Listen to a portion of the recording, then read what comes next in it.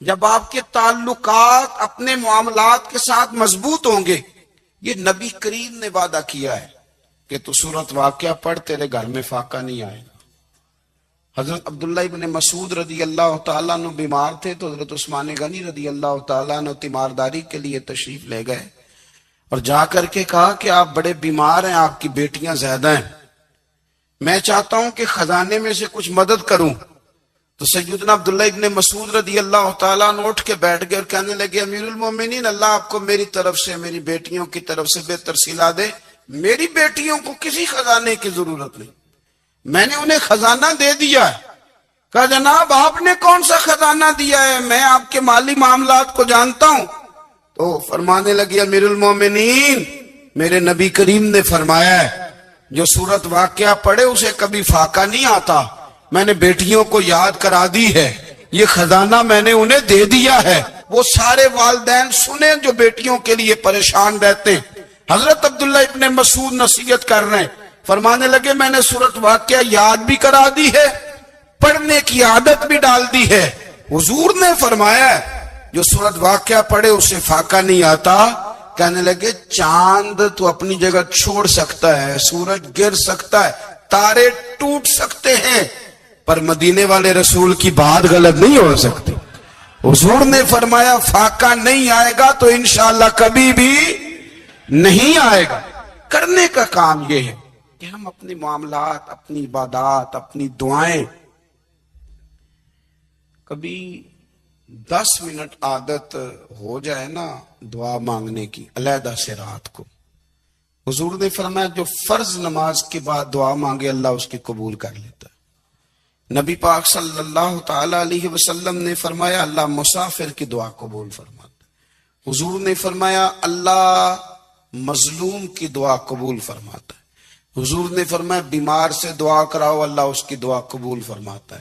میرے نبی پاک نے فرمایا ماں باپ جب بھی اولاد کے لیے ہاتھ اٹھائیں، ویسے تے بلے شاہ تو آسمانی اڈ دیا ہی پھڑ دیں، جڑا گھر بیٹھا انہوں پڑھیا ہی نہیں۔ حضور فرمانے لگے ماں باپ جب بھی اولاد کے لیے دعا فرمائیں اللہ ان کی دعا کو قبول کرتا ہے۔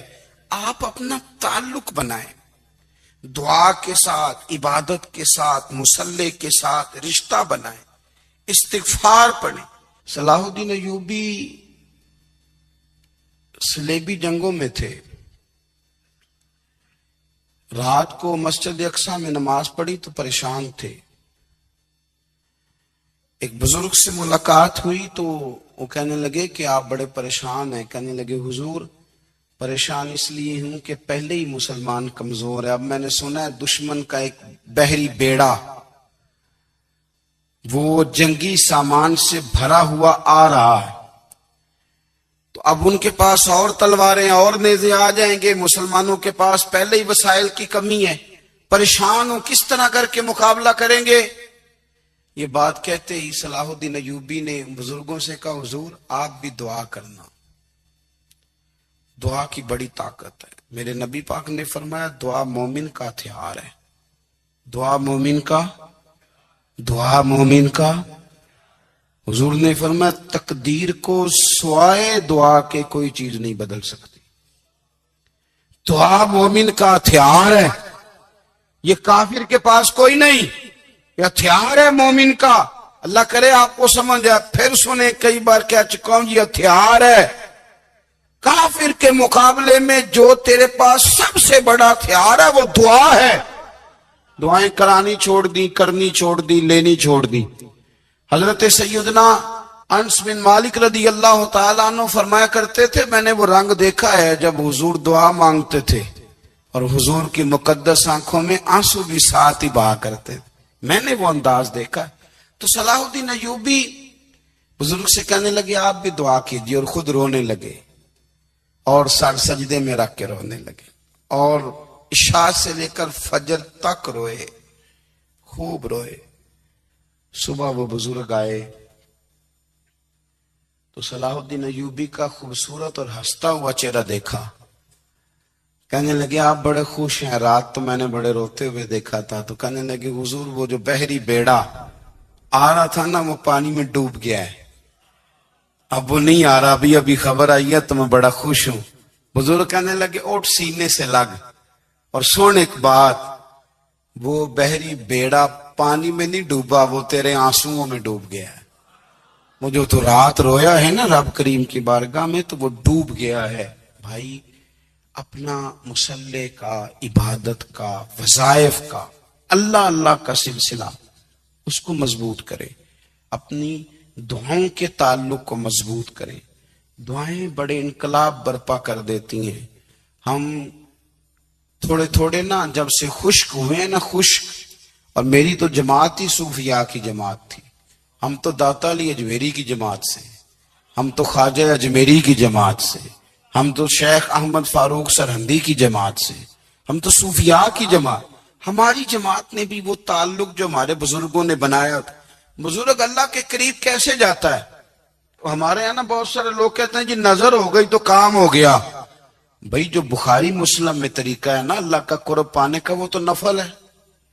نبی کریم علیہ الصلوۃ والسلام نے فرمایا بندہ نفلوں کے ذریعے رب کے قریب جاتا ہے، اور اتنا قریب جاتا ہے کہ پھر اللہ اس کی زبان بن جاتا ہے، اللہ اس کی آنکھیں بن جاتا ہے، کان بن جاتا ہے، ہاتھ اور پیر بن جاتا ہے. تو یہ تو عبادت ہے، یہ تو اللہ کی بارگاہ کی حاضری ہے جو آپ کو اللہ کے قریب کرے گی. تو اپنے نماز کو اہمیت دے کے ادا کریں، نمازیں موبائل بند کر کے ادا کریں. لیکن نا کچھ لوگ کہتے ہیں مجھے ٹائم نہیں ملتا نماز کا، تو میں کہتا ہوں یہ آپ نے بڑی جرت کی بات کی ہے. مجھے کو میرا پیر بھائی کہہ دینا میرے پاس ٹائم نہیں آپ کو ملنے کا، تو میں کہتا ہوں آج کے بعد آنا ہی نہ. تو کیا سمجھتا ہے، تو بہت بڑا آدمی ہے، تیرے پاس ٹائم نہیں ہے اور ہمیں ملنے کا ٹائم، موج کر. تو آپ نے اللہ رسول کو ہی کہہ دیا ٹائم نہیں. اور عجیب فلسفہ ہے نا، کہا جائے نماز پڑھنے آؤ تو کہتے ہیں کپڑے ٹھیک نہیں، اور کہا جائے کہ آؤ ذرا دعوت پہ چلیں تو کہتے ہیں 1 منٹ ٹھہر میں کپڑے بدل کے آیا. نماز کے لیے کہا تو کہتا ٹھیک نہیں، دعوت کے لیے کہا تو کہتا میں ذرا تیاری کر لوں، یوں جانا مناسب نہیں. معاملہ ٹھیک نہیں. رب تو فرماتا ہے کہ جب تم مسجد میں آ تو زینت اختیار کر کے آ، خوب ذوق سے دعا مانگے، خوب شوق سے نماز پڑھیں، خوب استغفار کا مزاج بنائیں. آپ لوگوں کے بیچ رہ کے سکھ حاصل کرنا چاہتے ہیں، لیکن آپ کو پتہ ہے کئی مہینے غار ہرا میں رہنا بھی مدینے والے محبوب کا طریقہ ہے. ہر سال اعتکاف بیٹھنا الگ سے، یہ بھی حضور کا طریقہ ہے. مسجد نبی کے اندر دروازہ کھلتا تھا نبی کریم کا، پر گھر کے اندر نفل پڑے نبی پاک. اور حضور فرماتے ہیں کچھ نفل نماز گھر میں بھی پڑھا کرو، گھر کو قبرستان نہ بناؤ. ہمارا گھر اللہ کے ذکر سے آباد ہوگا اگر ہم نماز پڑھیں گے نا. میں جب سنت پڑھنے کے لیے گھر میں کھڑا ہوتا ہوں تو میرا جو 2.5-3 سال کا بیٹا ہے نا، وہ بھی میرے ساتھ نماز پڑھنی شروع کر دے. اسے پتہ کوئی نہیں نماز کیا ہوتی ہے، لیکن وہ بھی نا سجدہ نہ بھی کرنا ہے تو ساتھ لیٹ ضرور جاتا ہے. پتہ چلا بچے لیکچر دینے سے نماز نہیں پڑھتے، نماز شروع کر دیں تو بچے بھی شروع کر دیتے ہیں.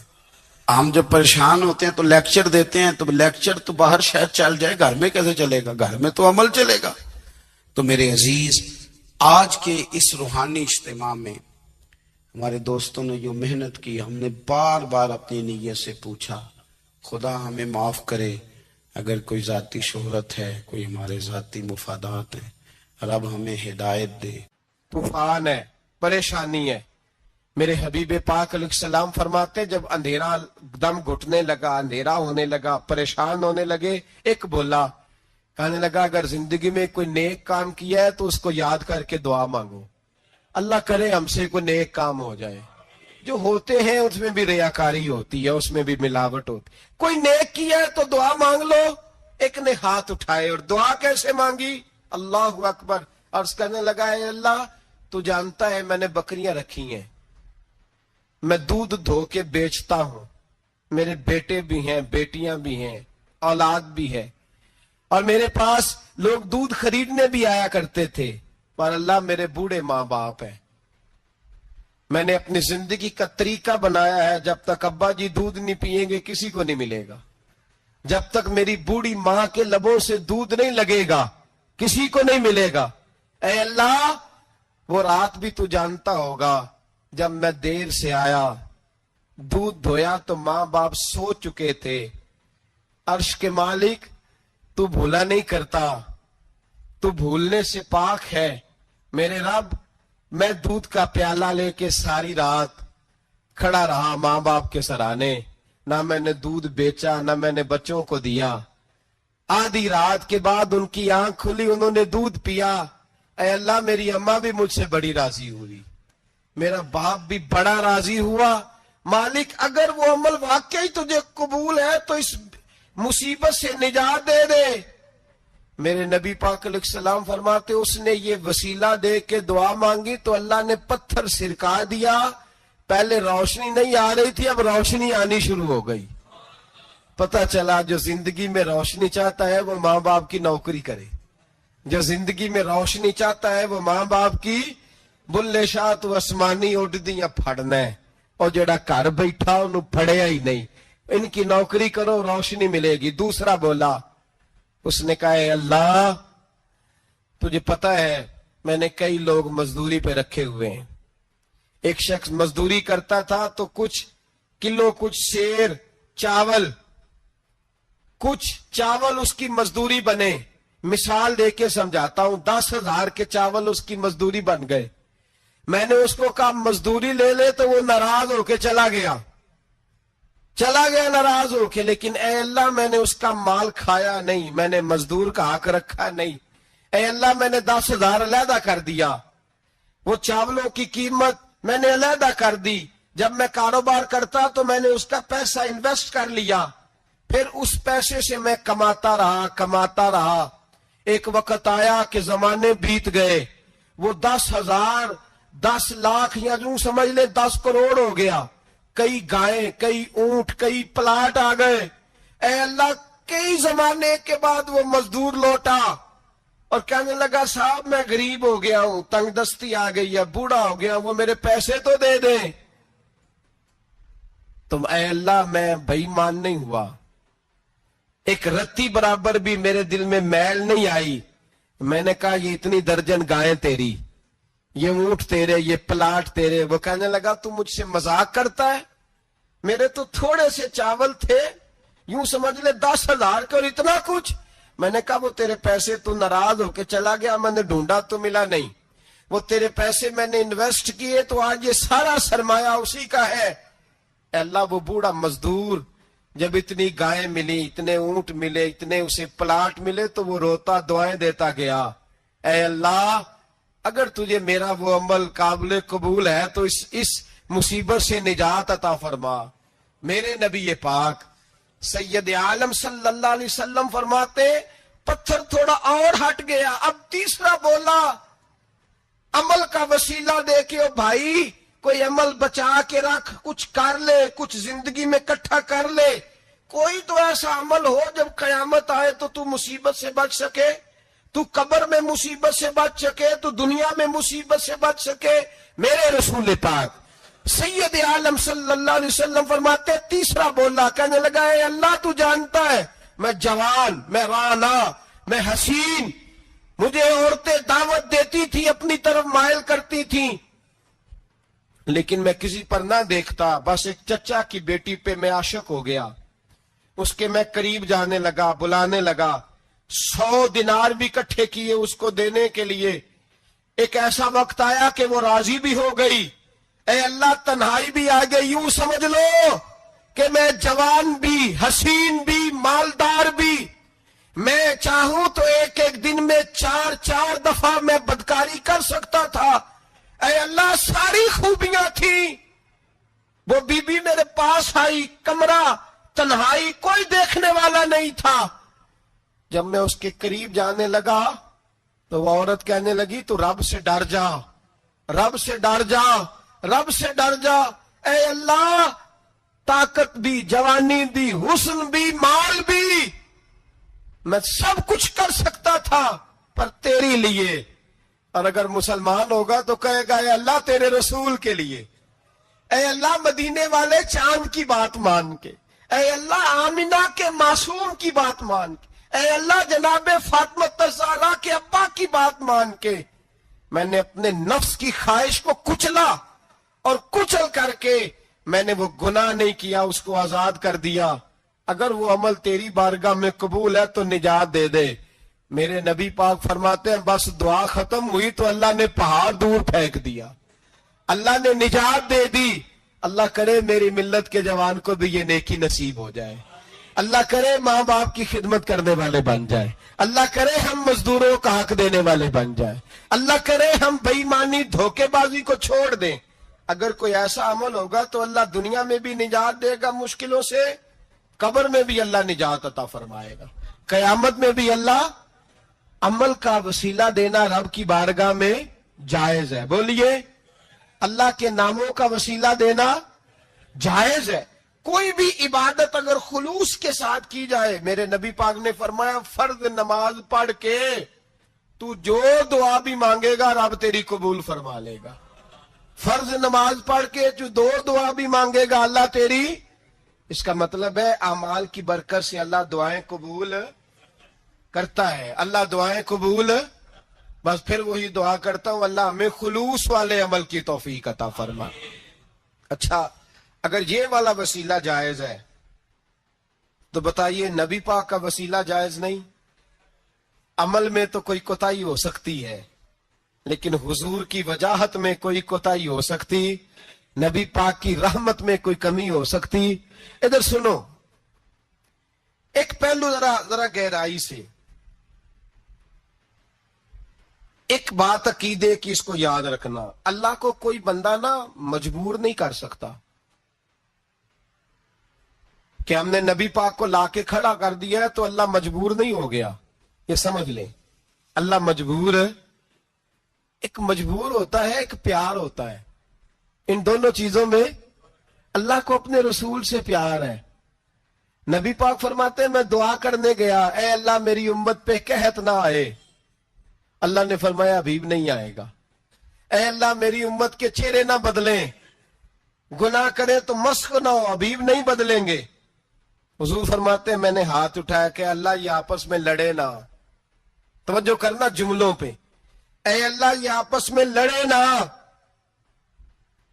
اللہ یہ بھی کہہ سکتا تھا حبیب یہ نہیں قبول کرنی دعا، اللہ بے نیاز ہے نا، چاہے قبول کرے اور چاہے، توجہ کرو غور کرو بات پہ، اللہ چاہے تو قبول کرے چاہے تو، اے اللہ میری امت لڑے نا، تو یہ نہیں فرمایا حبیب قبول نہیں کرتا، کہا محبوب یہ دعا مجھ سے مانگ ہی نہ، اے حبیب تو دعا مانگ، تو مانگے میں قبول نہ کروں یہ ہو نہیں سکتا، اس طرح کر یہ دعا مجھ سے۔ نبی پاک نے منافقین کے لیے دعا کرنی چاہیے کہ اے اللہ، اے مولا تو مہربانی فرما، اے اللہ کرم فرما، منافقین کو بھی بخش دے۔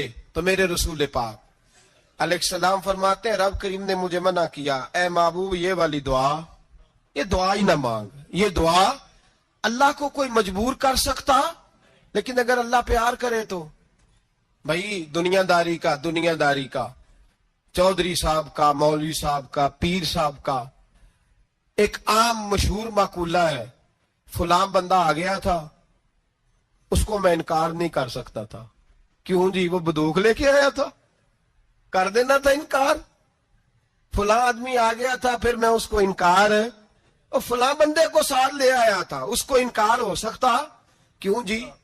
دو باتیں ہوتی ہیں، یا پیار بڑا ہے یا عزت بڑی ہے، دو ہی باتیں ہیں، یا میں اس سے پیار بڑا کرتا ہوں یا میں اس کی۔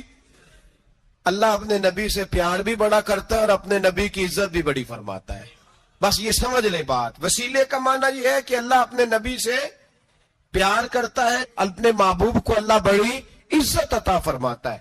نبی پاک سید عالم صلی اللہ علیہ وسلم کے وسیلے کا یہ حال تھا کہ صحابہ ہر کام کے لیے دروازہ رسول پہ پہنچ جاتے تھے، پیاس لگی تو حضور کے پاس، بھوک لگی تو نبی پاک کے پاس، حضرت ابو ہریرہ کو حافظہ چاہیے تو نبی پاک کے پاس، کسی کو اولاد کی ضرورت ہے تو وہ رسول پاک کے پاس، کسی کو طاقت کی ضرورت ہے تو وہ بھی نبی پاک کے پاس، ہر آدمی جاتا تھا، انہیں پتا تھا دیتا خدا ہی ہے پر وسیلہ مصطفیٰ دیتا ہے صلی اللہ علیہ، اور حضور نے فرمایا انما انا قاسم، بخاری مسلم میں فرمایا میں تو بانٹنے والا ہوں، میں قاسم ہوں، میں قاسم ہوں، واللہ یؤتی، ہاں عطا کرنے والا اللہ ہے، میں قاسم ہوں اور دینے والا اللہ ہے۔ صحابہ ہمیشہ نبی پاک کے واسطے سے دعا مانگتے، انہیں پتا تھا اگر تیرے واسطے سے مانگوں تو کوئی دعا بے اثر نہ ٹھہرے۔ ترمذی شریف، ابن ماجہ، دیگر تمام کتب میں امام احمد نے اپنی مسند میں نقل کیا، حضرت عثمان ابن حنیف کہتے ہیں میں نبی پاک کے پاس بیٹھا تھا تو ایک نابینا صحابی آئے، عرض کرنے لگے یا رسول اللہ صلی اللہ علیہ وسلم، میں نابینا ہوں، میرے لیے دعا کریں، اللہ مجھے آنکھیں عطا فرمائے، دعا کریں۔ اب حضور نے پتہ کیا کہا؟ نبی پاک نے فرمایا دو باتیں ہیں، یا تو صبر کر لے یا میں دعا کر دیتا ہوں۔ صبر کرے گا تو اللہ جنت دے گا، یا تو صبر کر لے یا میں۔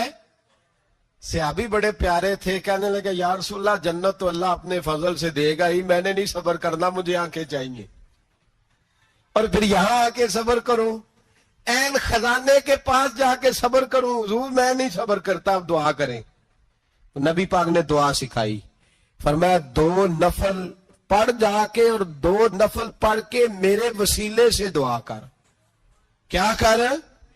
اللہ سے کہہ کہ اے اللہ میں تیرے پاس تیرے رسول کا وسیلہ لے کے آیا ہوں، اور پھر کہنا یا محمد انی توجہت الیک، کہنا ہے محمد صلی اللہ علیہ وسلم میں آپ کے وسیلے سے اللہ کی بارگاہ میں حاضر ہوں، اور پھر اللہ سے کہنا کہ اے اللہ تو اپنے نبی کی سفارش میرے حق میں قبول فرما۔ کون سکھا رہا ہے؟ بولیے، کس کو؟ بولیے۔ کہا جا میرے وسیلے سے جا کے دعا کر۔ حضرت عثمان کہتے ہیں وہ چلے گئے، دو نفل پڑھے، حضور کے وسیلے سے دعا مانگی۔ فرماتے ہیں وہ چلے گئے پر ہم کوئی نہیں گئے۔ آپ کیوں نہیں گئے؟ تو صحابہ کا نظریہ بتاتا ہے کہ وہ گئے اس لیے نہیں کہ ہم حضور کا معجزہ دیکھ کے ہی جائیں گے، کہتے ہیں ہم گئے نہیں۔ تھوڑی دیر گزری تو وہ صحابی جو اندھے گئے تھے جب واپس آئے ہیں تو اللہ نے انہیں آنکھیں عطا فرما دی۔ گئے تھے تو نابینا تھے، آئے تو بینا ہے۔ میرے نبی پاک صلی اللہ علیہ وسلم کا توسل، حضور کا وسیلہ خود حضور نے سکھایا ہے، خود نبی پاک نے، اور صحابہ کرام علیہم رضوان اس مزاج پر پورے عامل تھے۔ حضرت عمر فاروق صحابہ میں ایک دانشور شخصیت کا نام ہے، علم کے لحاظ سے، عمل کے لحاظ سے، بصیرت کے لحاظ سے، تقوی کے لحاظ سے ایک بڑی انفرادی اور منفرد شخصیت ہے۔ حضرت عمر کے زمانے میں قحط پڑ گیا، بارش نہیں ہوتی، حالات بڑے دگرگوں ہیں، پریشانی ہے۔ لوگ سیدنا فاروق اعظم سے پوچھتے ہیں حضور اب کیا بنے گا؟ جو میں نے پہلے حدیث آپ کی خدمت میں عرض کی وہ ترمذی اور ابن ماجہ سے، اب جو حضرت عمر کی روایت عرض کر رہا ہوں یہ صحیح بخاری میں موجود ہے۔ حضرت عمر فاروق رضی اللہ تعالیٰ عنہ کا زمانہ مبارکہ، قلت آ گئی، قحط آ گیا، بارش شدید ہے، صحابہ پریشان ہے۔ جناب عمر فاروق رضی اللہ تعالیٰ عنہ سے کہتے ہیں حضور کرنا کیا ہے؟ حضرت عمر پہلے تو خاموش رہے، پھر حضور کے چچا جناب عباس کو بلایا، کوئی بات نہیں کی، جناب عباس کا بازو پکڑا اور کھلے میدان میں لے گئے۔ حضرت عمر دعا کرتے ہیں اور پوری امت کو دعا کا طریقہ بتلاتے ہیں۔ حضرت عمر کہتے ہیں اگر قبول کرانی ہے تو یہ طریقہ اختیار کرو، اگر اللہ کی بارگاہ میں دعاؤں کو مستجاب کرانا ہے تو یہ رنگ ہے جو امت مسلمہ کو میں سکھا رہا ہوں۔ حضرت عمر نے جناب سیدنا عباس رضی اللہ تعالیٰ عنہ کو کھڑا کیا سامنے اور دعا فرمائی، اللہم انا نتوسل الیک بنبیک، اے اللہ ہم تیری بارگاہ میں تیرے نبی کے وسیلے سے دعا کرتے ہیں، فتسقینا، ہمیں بارش عطا فرما۔ ہمیں کس کے وسیلے سے؟ حضور۔ اور پھر کہا اللہم انا نتوسلک بام نبیک، اے اللہ ہم نے اپنے نبی کے چچا کے وسیلے سے بارش عطا فرما، اے اللہ ہمیں اپنے رسول کے چچا کے وسیلے سے، حضرت عباس کے وسیلے سے بارش دے۔ صحابہ کہتے ہیں جب ہم گئے تھے دعا مانگنے تو خشک سالی تھی، اور جب گھروں کو آ رہے تھے تو ہمارے کپڑے بارش سے بھیگ چکے تھے۔ اللہ نے بارش عطا کس کے وسیلے سے؟ حضرت عباس. اچھا یہ بات یہاں قابل غور ہے، حضرت عمر کے وسیلے سے بھی دعا ہو سکتی ہے، دعا سیدنا عمر فاروق کے وسیلے سے بھی. لیکن حضرت عمر رضی اللہ تعالیٰ عنہ نے نبی پاک کے چچا، چونکہ حضرت عباس جب آیا کرتے تھے تو حضور کھڑے ہو کے استقبال فرماتے تھے آپ کو دیکھتا ہوں تو مجھے اپنے والد کی یاد آتی.